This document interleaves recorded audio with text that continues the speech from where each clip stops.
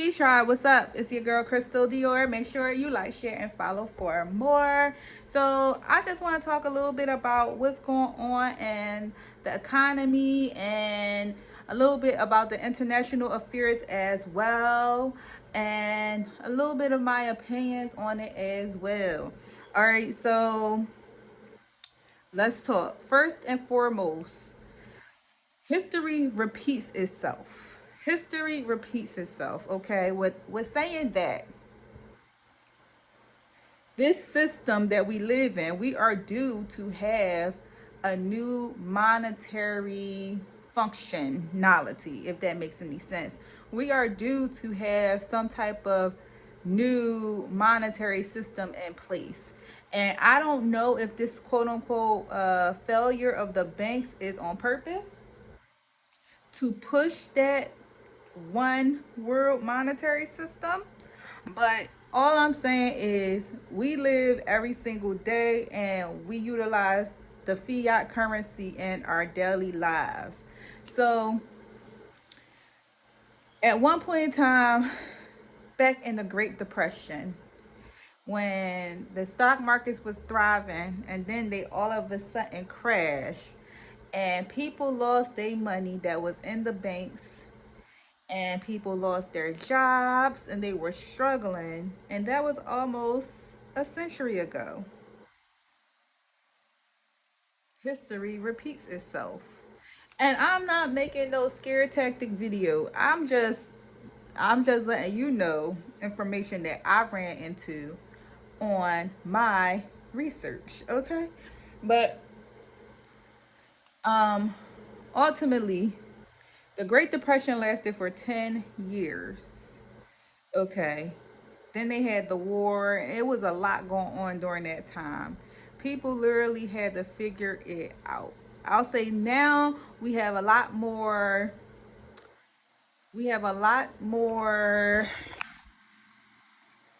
I'm trying to figure out what the word is. We are more advanced than they were at that time, but history could still play out as far as our monetary system, and we still depend on fiat currency in order to make the world spin, right? So China and the US both have some major bank crisis that's going on. Okay. So I don't know if you ever heard back 2 years ago, um, about April 2022 back in China, when people went to the banks and the banks had froze all their assets. Like people went to the banks. It was about six different banks, and they froze millions of dollars in accounts where customers were unable to access their money. They was not letting these people in the banks. They was telling them that they were updating their internal systems. It caused a massive chaos and like protest out in China, as it should, because like how dare you tell me that the money I gave to you to hold is not available, right? So then more recently in 2024 August, 48 of China's banks just disappeared. What? They just disappeared. 48 of their banks just said poof, be gone. Let me tell you something. Stop playing with me. You don't understand. People work so hard for their money. And we work hard in the States, but I'm pretty sure China really works hard, okay? Like I watch a lot of different documentaries, especially on like the work, the working requirements that they put so strongly on um, people in the Asian countries, especially younger people. Like their working conditions is wow. It's so wow. It's like they can't really even ask for days off, or it's real. I watched a lot of different documentaries and I was just like wow. But just imagine, like, you working 6, 7 days a week with no days off, and your money gone. So, all right. So let's talk about the states. So between 2023 and 2024, there was 6 different bank bailouts. So in 2023, everyone heard about the Silicon Valley bailout. Um, there was a Citizens Bank in Sac City, Iowa that bailed out. Heartland Tri-State Bank in Elkhart, Kansas that bailed out. Signature Bank, New York bailed out. And First Republic Bank in San Fran, Cali bailed out. In 2024, First Republic Bank in general just bailed out. They closed all the First Republic banks, which was, First Republic is a bank that was started here in Philly, but they closed out all of them, and it was the first bank to get bailed out in 2024. And as of right now, that's the only bank to get bailed out. But I watched some type of documentary that said, or video that said, it was like back in 2012, and she was saying that usually there is a $50 billion bailout fund. If any banks was to get bailed out or needed to get bailed out, they would take it from that fund. But then they also said that if the fund is no longer, then they would take it from other neighboring banks or the taxpayers. And I've seen a recent article that says taxpayers were going to keep being responsible for paying the bailouts until further notice. So they went straight to the taxpayers. Ain't that something? How y'all gonna come to us? How you coming to us? Because you lent out too many things and people ain't trying to pay you back. So a lot of the issues with these banks failing in this banking crisis is the commercial real estate loans, or the loans that they're struggling with gaining their money back from. So like I said, the real estate loans with China is real estate and global sector asset holdings.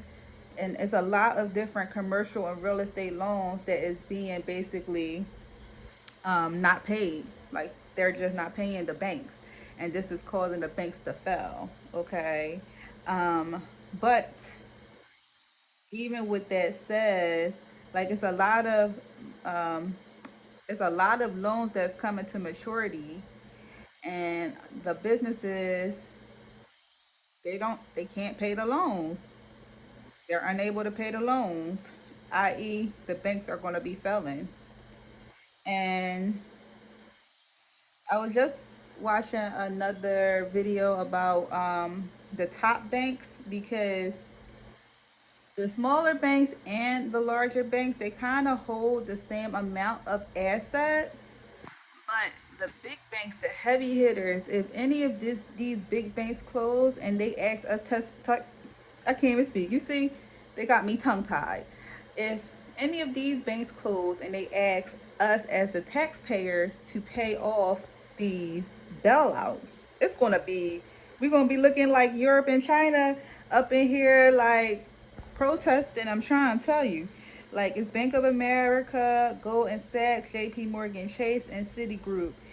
If they like if, let's just say, they face bankruptcy, it's gonna be a huge public fallout. It's just not gonna be good. Um Now, we've been dealing with some glitches as well.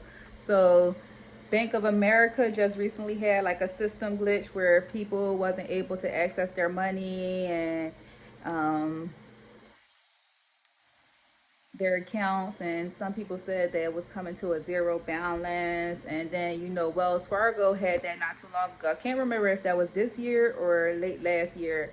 I couldn't really find the date, but Wells Fargo had that too.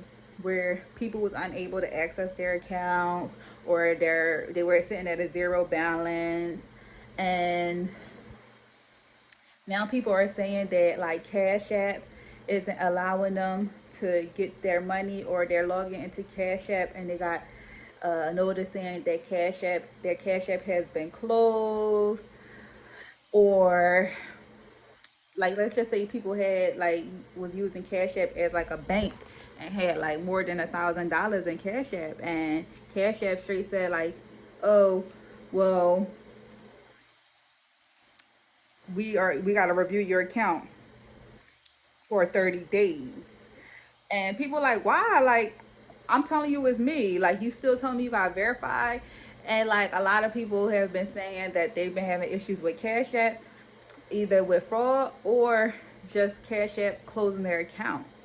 And some people said with PayPal that PayPal have been just closing their account due to possible fraud and taking their money and not even issuing them a check or giving it back. So I'm here to just say you need to diversify your savings, okay? Like, I know that stocks isn't like, is a volatile type of savings, but I feel like you should have your hands in all different monetary assets. So you should have a few stocks or cryptos that you like invest in. You should have some gold and silver to invest in. You should figure out how you can save money without the banks as well. Like, you gotta understand, we're in this day and age where they telling us what they want to do to us, and it's in our face. It's not hidden. Okay, it's the 2030 agenda. Okay, like, it's all these agendas. Like, they're trying to basically ease us into the blows. Bow, bow, bow, bow. They're trying to get rid of this monetary system. That's just what it is.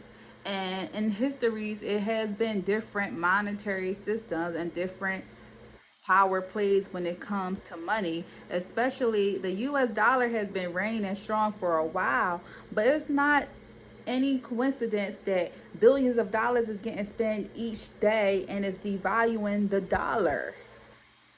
you know and if you look at other societies where their currency is at 100% inflation, what would you think that would be if our currency, the US dollar, was to become at 100% inflation?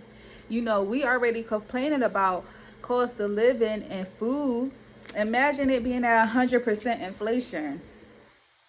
I watched a documentary about Venezuela and them living, literally, people was on Facebook trying to barter. I'll barter you some kids' clothes for a bag of sugar. Or you go to the poppy store, they changing their price every day. So it's that type of energy, get it while you can. And to make it worse is that people still had jobs, but they was just unable to afford their life. And that's why I'm such a big advocate on telling people to prepare. Prepare. If you got extra money in your pocket, buy a couple gold pieces. Well, gold isn't that cheap, but buy a couple silver pieces.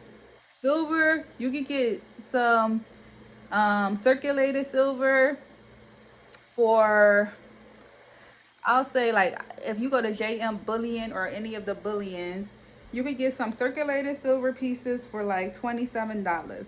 But like an ounce is gonna cost you at least like $35 and up. Is and it's just because prices is rising, the dollar has been devalued. Like, when I remember, like, when I started thinking about like diversifying things, it was like back 2020, 2021, and I remember silver literally being like $22. Really, $22 for like an ounce of silver. And I'm like, and I remember gold around that time was like 1500, 15 to 1700.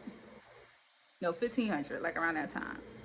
And over the last couple years, I seen it rise. Gold is now at a solid $2,700 for an ounce. If you want an ounce of gold, that's $2,700. If you want an ounce of silver, it's about $36. You have to get at least 83 ounces of silver to equal 1 ounce of gold. So it's just real. Like, the economy is being like sabotaged on purpose so we can feel the defeat of failure. But I always tell you to prepare. So prepare as well as your food. Think like a prepper. Like, if you know that things are rising, and let's just say you get paid, you got a couple dollars left over, won't you go buy a huge bag of rice instead of a small box of rice? Won't you buy the 20-ounce bag of rice for like $20, $20 to $25, if you have it, instead of buying a box of rice for about $5, $6, and that's only going to last you, if you eat rice a lot, like 2 weeks.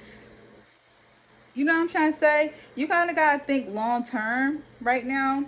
Go buy some water. What you need, your necessities. Go buy some water. Go buy some flavors to add to the water if you need to. Go buy some canned beans. Go buy some rice. I also was watching this one video where they said, like, very soon, I'm not going to put a date on it. It could be 2025 and beyond. But very soon, a few things are going to be worth the weight of gold, and maple syrup was one of them. Honey was another one. Rice is another one. Okay. I got a list, but I kind of like stuck with like the vegan items, but I do got a list. If I could find a list, I'll give it to you. But it was certain foods that was going to be like the hot commodity that was going to be very hard to find coming soon. And it's easy to stockpile forever foods, which is rice, maple syrup, honey,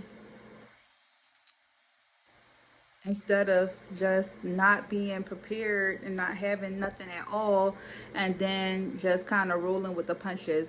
Everybody can, I understand, but I'm pretty sure that you can do a little, and a little over time becomes a lot.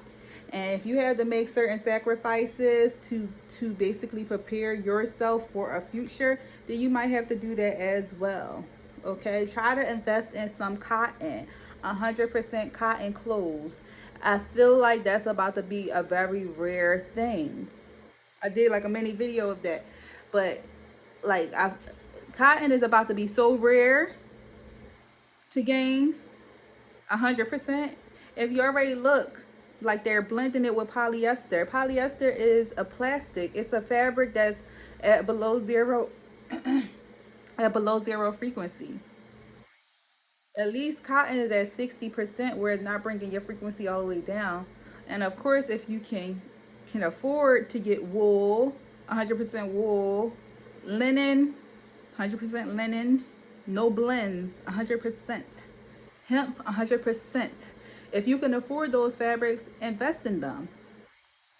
Because all them other fabrics, that rayon, all them other fabrics is literally trash. Like, I remember when I get Levi's a lot. I like Levi's, so I buy a lot of Levi's.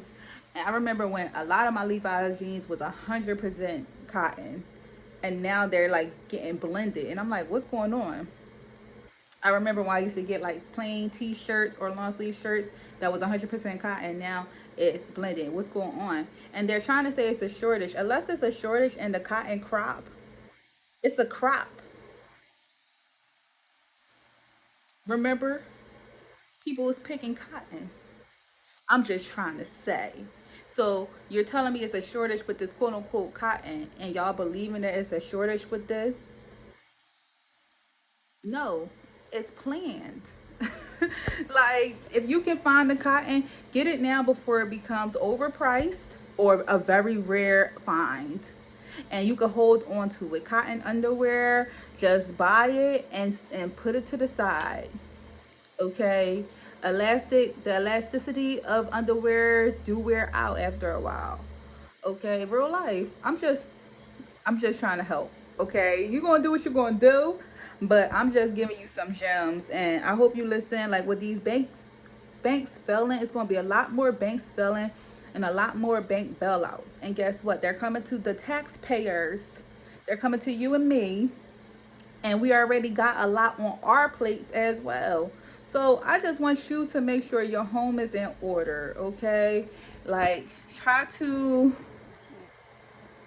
find different ways to save money and get more money, because remember, fiat currency is created, metals is most high's money.